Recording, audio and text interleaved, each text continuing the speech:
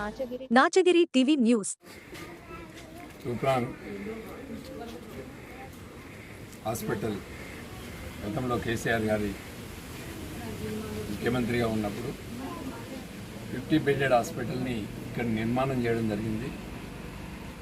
తూప్రాన్ మున్సిపాలిటీలో ఉన్నటువంటి ఈ హాస్పిటల్కి శివంపేట్, వెల్దుర్తి, మాసాయిపేట్, మనోరాబాద్, తూప్రాన్ మండల్, కొంతమంది వర్గాలకు సంబంధించిన కొన్ని గ్రామాలు, దాదాపు 10 మండలాలకు సంబంధించినటువంటి పేషెంట్స్ అంతా కూడా తూప్రాన్ హాస్పిటల్కి వస్తారన్న ఉద్దేశంతో కేసీఆర్ గారు ఒక మంచి హాస్పిటల్ నిర్మాణం చేసి దాదాపుగా 29 మంది డాక్టర్ పోస్టులు అలాట్ చేసి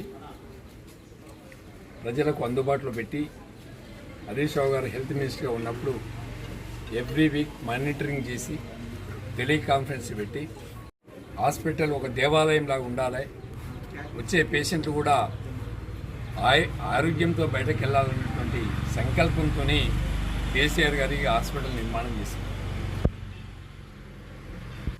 ఈరోజు ఈ హాస్పిటల్లో పెనాయిల్ చక్కగా లేక, మెయింటెనెన్స్ లేక, గైనక్ డాక్టర్ లేక, డెలివరీకి వచ్చినటువంటి అమ్మాయిల్ని గాంధీ హాస్పిటల్కి పంపిస్తున్నారు, ప్రైవేట్ హాస్పిటల్కి పంపిస్తున్నారు. ప్రైవేట్ హాస్పిటల్కి వెళ్ళడం వల్ల పేదవాడికి భారంగా మారుతుంది. 50 నుంచి 60 వేల రూపాయలు ఒక డెలివరీకి ప్రైవేట్ హాస్పిటల్లో ఛార్జ్ చేస్తారు. ఇవన్నీ పేదవాడి మీద భారం పడుతుంది. పేదవాడికి భారం పడొద్దు. అమ్మాయి ప్రెగ్నెంట్ అయిన రోజు నుండి డెలివరీ అయి ఇంటికి పోయే వరకు కూడా కేసీఆర్ గారి గవర్నమెంట్లో ప్రతి 3 నెలలకు ఒకసారి న్యూట్రిషన్ కిట్ ఇచ్చినాం. డెలివరీ అయితే అమ్మాయి దగ్గరికే వెహికల్ని పంపించి అమ్మాయిని తీసుకొచ్చి భోజనం పెట్టి అమ్మాయితో పాటు పుట్టినటువంటి పాపకు కూడా కేసీఆర్ కిట్ ఇచ్చి 13,000 రూపాయలు ఇచ్చి అమ్మను, తల్లిని, బిడ్డను ఇంటి దగ్గర దించినటువంటి రోజు. ఇలా కేసీఆర్ కిట్ మాయమైపోయింది. హాస్పిటల్స్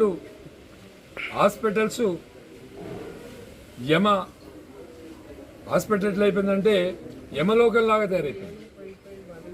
హాస్పిటల్లో డాక్టర్లు ఉండరు, మెయింటెనెన్స్ ఉండదు, మెడిసిన్ ఉండదు, వాష్రూమ్స్ క్లీన్ ఉండవు. ఎక్కడ చూసినా కూడా అభద్రత. వచ్చిన పేషెంట్కు డెలివరీ అయ్యేదాకా ప్రాణం ఉంటుందా, ఊడుతుందా? ఇక్కడ ఆపరేషన్ కాలేకపోతే గజ్వేల్కో, సిద్దిపేటకో, హైదరాబాద్కో పోతే అంబులెన్స్ కావాలి. అంబులెన్స్కి 10,000 రూపాయలు ఇవ్వాలి. అక్కడ ప్రైవేట్ హాస్పిటల్కి వెళ్తే 50,000 ఇవ్వాలి. ఇవన్నీ ఇబ్బందులు ఉన్నాయి. ఈ ప్రభుత్వంలో ఎవరు కూడా పట్టించుకునే నాతులు లేరు. ఈ ప్రభుత్వంలో మెయింటెనెన్స్ లేదు, మెయింటెనెన్స్ డబ్బులు రావట్లేదు. డాక్టర్లను బెదిరించి ఇక్కడ జరిగే లొసుకులు ప్రజలకు తెలియకుండా మేనేజ్ చేసే ప్రయత్నం చేస్తూ ఉన్నారు. దానిలో భాగంగానే ఈరోజు నేను తూప్రాన్ హాస్పిటల్ విజిట్ చేసినాం. తూప్రాన్ హాస్పిటల్లో 26 మంది డాక్టర్లు ఉన్నారు.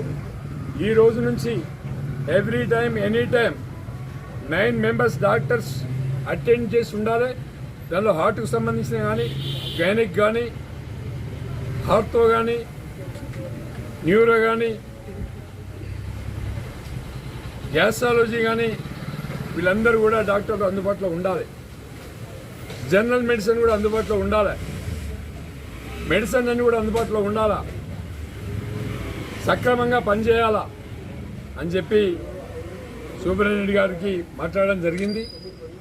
మరి తూప్రాన్ హాస్పిటల్లో ఈ చుట్టుపక్కల వచ్చే ఏ పేషెంట్ కూడా ఈ రోజు నుండి బయటకు పోవడానికి వీల్లేదు. దగ్గర డాక్టర్ గారి దగ్గర ఉండి అడ్మిట్ చేసుకొని అన్ని విధాల సౌకర్యం కల్పించాలి. గతంలో కేసీఆర్ గవర్నమెంట్లో ఏ విధంగా మెడిసిన్ సప్లై చేసినాం. ఏ విధంగా న్యూట్రిషన్ కిట్లు ఇచ్చినాం, కేసీఆర్ కిట్ ఇచ్చినాం, వచ్చిన తల్లికి బిడ్డకి భోజనం పెట్టినాం, తల్లిని బిడ్డను ఇంటి దగ్గర నుంచి తీసుకొచ్చి ఇంటి దగ్గర వదిలిపెట్టినాం. అవన్నీ కూడా మళ్ళీ జరగాల.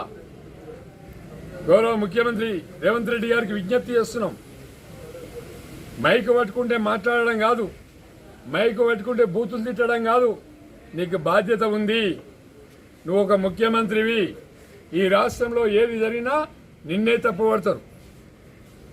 బాధ్యతతో పనిచేయమని చెప్పి ముఖ్యమంత్రి రేవంత్ రెడ్డి గారికి విజ్ఞప్తి చేస్తున్నాం. జై తెలంగాణ, జై కేసీఆర్.